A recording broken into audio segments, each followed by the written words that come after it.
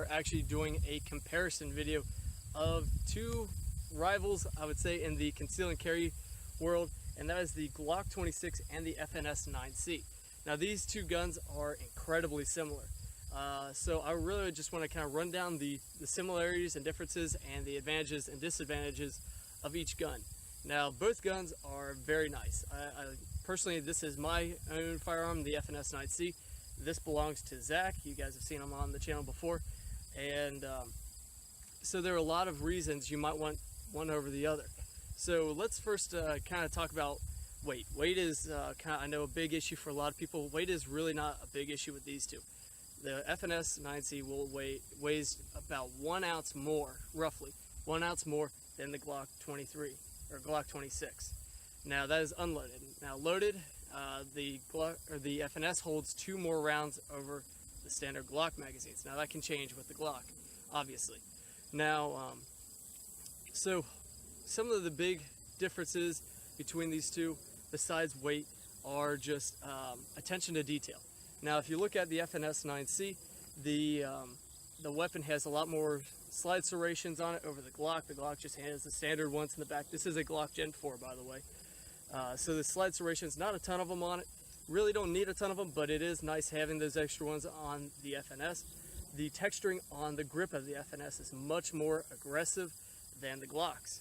Now, a big difference between the two, actually not a huge difference, but a difference nonetheless, is the FNS actually has a chamber indicator that pops out when the weapon is loaded.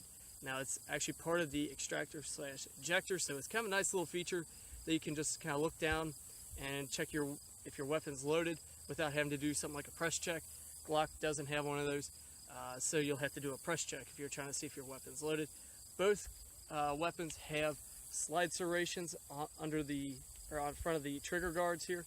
So if you're one of those guys that like to put their pointer finger on the front of their trigger guard, you have that option. Now, the FNS is a much more kind of aggressive looking weapon, and I wouldn't say that's always a good thing. The Glock has these nice this nice beveling in the front. The FNS really doesn't have that. It has a little bit of that, but not a ton. And so that can make reholstering the weapon a little tougher than, say, the Glock.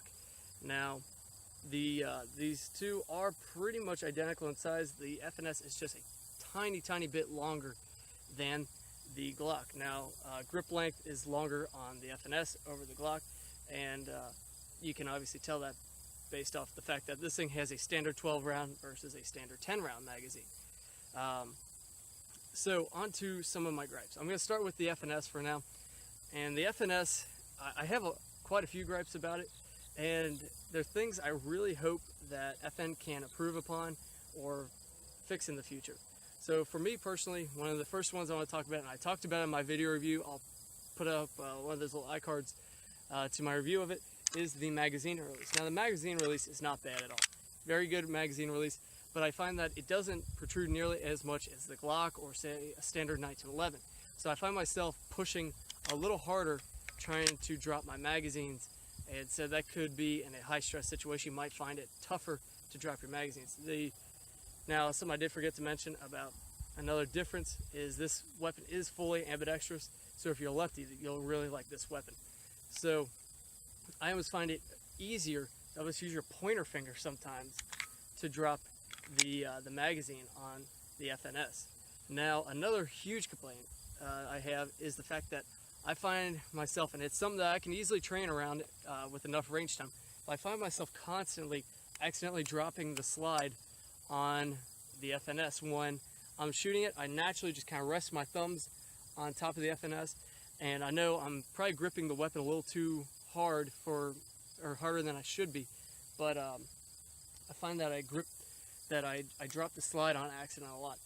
Now, the biggest complaint I have are the sights. The sights are very nice sights. They are Novak style night sights, so really nothing to complain about there. But the big thing I complain about is the fact that the front sight, I really have to bury this front sight into the rear sight. So I'm not holding level. Actually, when I'm going to hit my target, I actually have to drop this front sight so that I can pretty much just barely see the dot is just cradled in the bottom of the sight there. And so that's again something you can train around, but I find that with the Glock, the sights are much more natural for me. Now, onto the Glock itself, some of the cons, the sights are just cheaper right out of the box, but those can be upgraded upon.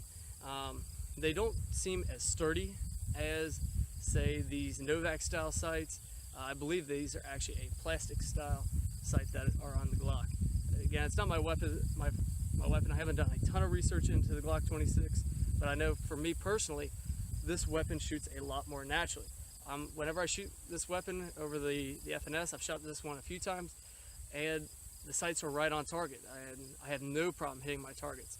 Now, like I said earlier, the slide checkering or the grip texturing is nice, but not as nice as the FNS. Now, not having the option of a removable backstrap is kind of one thing I will ding the Glock on.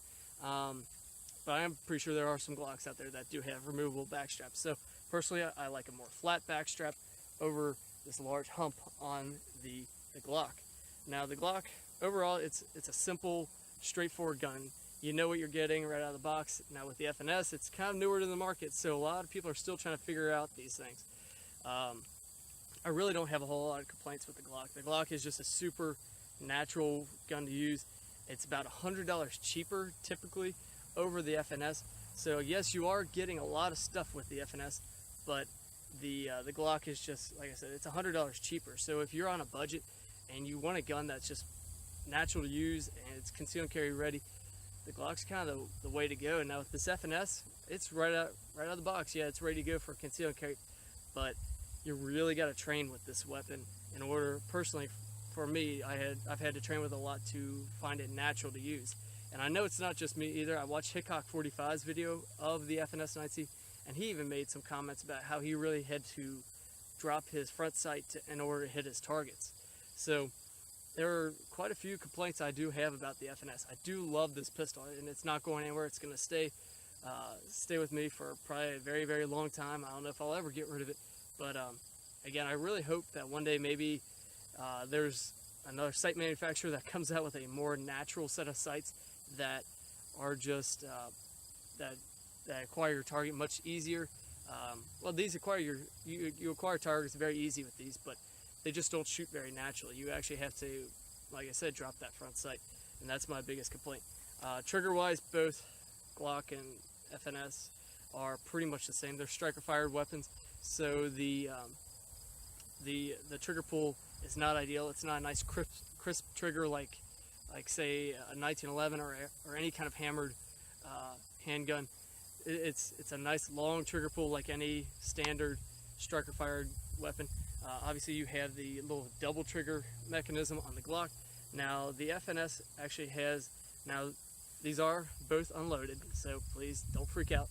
The trigger here is kind of, it's in two different pieces here. It is a plastic trigger, and so this first little piece will have to let up, and then the actual main trigger will swing. So a little different, but very similar to many striker fire weapons out there.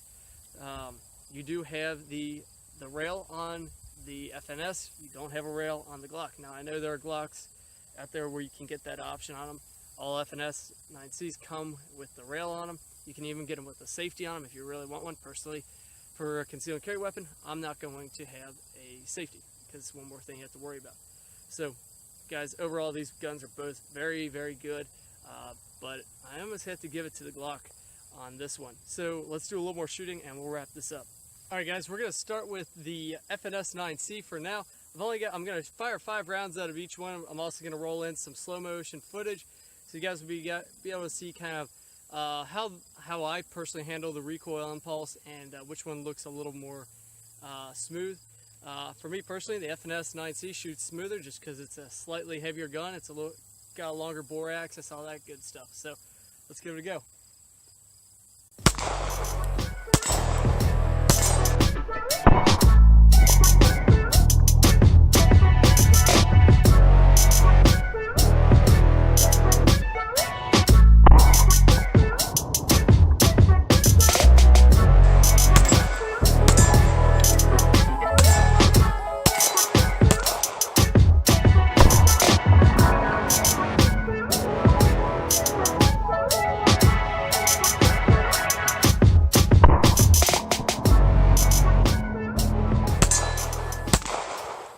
guys, for the last bit of this review here, what kind of gun reviewer would I be if I didn't do a dual wield every once in a while? So, got 10 rounds loaded up in each one. Let's see how this goes.